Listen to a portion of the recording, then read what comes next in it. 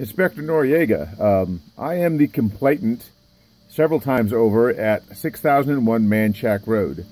This is concerned to a couple of active code cases, which it appears you have now been assigned. Case number 2016-107978. The case log I have shows that you were assigned on October the 16th of 2017. I got this through open records. Mario didn't do a very good job here, much like Steve Farmer did originally. But he does have some interesting photos in here. We can talk about these real quickly. The city claims that this house is vacant, or that this office is vacant, but it doesn't look vacant. It appears that somebody took photos perhaps through a window. But some of the furniture is still in place. People are still using this building. It's not vacant. I'm sure they're still using it as a break room and some other things. You'll see that in a second. You can see right here, this is a code violation. This electrical plate is missing. He talks about the lamp. And again, you can still see materials in here. They may be in the process of moving out, but it's not vacant. This here is some flammable storage containers. This requires an NFPA diamond on it. This is a facility that's used as a hub for the Parks Department for equipment distribution, I'm sure, in South Austin. If there's indeed flammable liquids, pesticides, or anything inside of these containers, there has to be an NFPA diamond on the outside, and depending on the material and the storage, it requires a hazardous materials permit through the fire department. This is important so if first responders are coming to this location, they understand what they're facing. And this can be, that information is put into the CAD system, so when somebody's dispatched, they know. So this is very important. We've had a problem with this in the past. Again, these buildings here have electrical work and have never been done. He talks about the ice machine here, but this is, they took out the old ice machine, but they didn't acknowledge that there was one there that was in violation. This one was put here to replace it with bags of ice, although I don't know where this column of water is coming from. Having a nice empty ice machine shows things, but if you look right here on this side, right side of this photo, this is where, and then the left side here, this is where the illegal water line was brought in. Again, this whole structure is illegal, and this electrical work is illegal. There's no permits for any of this work. Here's where the old ice machine was hooked up.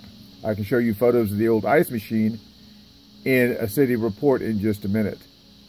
Looks like they've cleaned it up quite a bit from the earlier photos I have, and other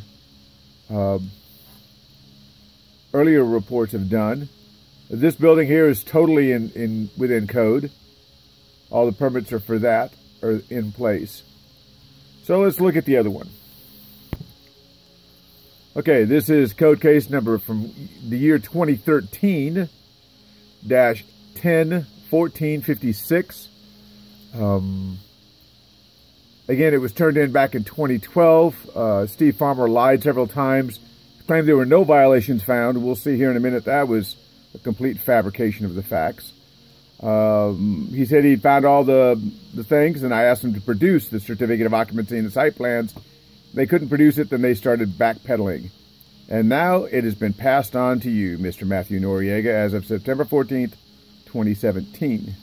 Now, the investigator assignment went to James Paxton, but he never touched it. Chris Maldonado, who is no longer with the department, thank God, went back and looked and found all these little different permits that were pulled in here. But just because somebody repaired an electrical outlet for the ball fields does not mean that everything in the ball fields was initially correctly permitted and inspected. We've come a long way since that. Mr. Robert Moore in 2015. I know Robert personally. Great guy, did a great job on this. He went by and identified each structure one by one. There is no building or electrical permit. There is no building permit obtained for He's very clear in his report what did not happen, unfortunately, and he goes all the way through structure X, A through X. So again, he just proved that Steve Farmer just didn't know what he was doing or just falsified his case log. Robert Moore is on the job until September of the 22nd of 2016, and then he disappears. And then Troy Collins. I've said enough about Troy Collins in the past. Troy Collins says, I made this location on 4/3/2017 to see structures and violations. You know, Troy Collins is just an idiot. And so there's lots of photos in here from Chris Maldonado and Robert. And here's the ice machine in question that was plumbed in initially. And so there was an ice machine here with an illegal water line, an electrical line, but the city removed it. Code never acknowledged that, yes, there was a violation here, and they put in the ready ice machine. And again, you see an NFPA diamond over here on the propane tanks, but you don't see any NFPA diamonds anywhere on any of the other hazardous materials. These buildings here, if they have hazardous materials, pesticides, anything like that on them, have to be properly identified with NFPA diamond stickers. And again, there's all of these things in here. We're talking about the ball fields, the bathrooms, every structure out here. The vast majority of them do not have a history of having any building permits or inspections. There may be hit and miss repair work done, but this is a large facility with the public visiting. All of the lighting, all of these structures, none of it was ever initially permitted.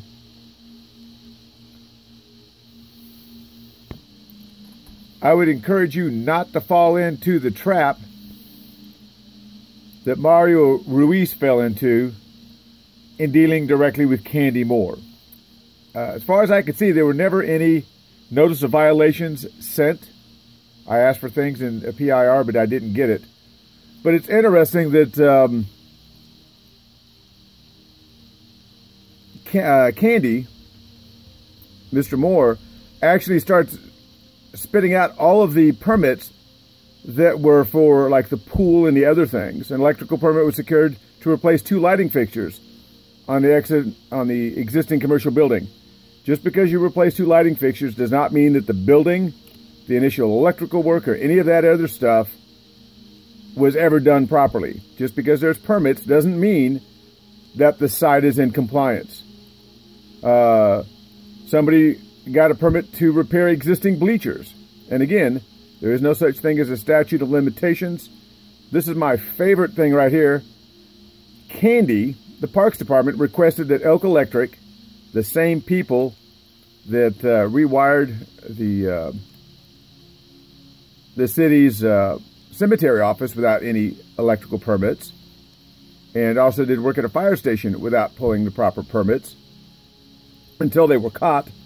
They're asking them to go into the storage buildings and inspect the wiring for code deficiencies because of the service contract restrictions scheduled to come out there on October the 3rd of 2016. I just looked. There were no permits for any work past 2015. And again, just because a homeowner, or in this case the building owner, hires their electrician to go in and see if there's any code deficiencies, that's not his job. You, sir, are not an electrician, I do not believe. What needs to happen here, in my opinion, is we need to stop talking to Candy, that you, as the lead inspector, should get together with the people at the building department, get the proper inspectors for mechanical, electrical, plumbing, structural, and walk through the entire campus and ensure that A, there are permits, and if there are no permits, you have to pull a permit. B, that an inspection happens and we get proper certificate of occupancies for every structure, A through X, on the campus. Don't fall into this trap of listening to what Candy has to say. You don't work for Candy. You're a code inspector. Doesn't matter what Candy tells you. We learned that with Troy Collins in the parking garage. He lied on that one. Don't get caught in this trap. Oh, yeah. Again, they say this building is vacant in 2016, but here's a box of donuts sitting on the counter. Again, this is being used as a break room or something for the guys that come out there. You can't tell me in the winter months, when it's cold, they're not coming in here and having coffee. There's no permits for the structure. There's no certificate of occupancy, no electrical, no gas, no anything. If this were anybody else's property, I believe you guys would have had them in court by now. You would have red tagged it, and somebody would have been required to bring their property up to code. They're slowly working on it, but it's been over 5 years, and nothing's ever happened. Let's see what we can't do about it.